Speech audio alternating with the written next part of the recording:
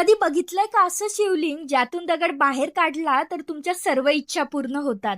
नमस्कार, मी प्रियंका. आज तुम्हाला घेऊन आली आहे नाशिकमधील टाकेत गावातील जटायू मंदिरात, ज्याचा इतिहास रामायणाशी जोडलेला आहे. रावण जेव्हा सीताहरण करून लंकेकडे जात होता, तेव्हा जटायू पक्षाने त्याला अडवलं आणि त्यांच्यात युद्ध झालं.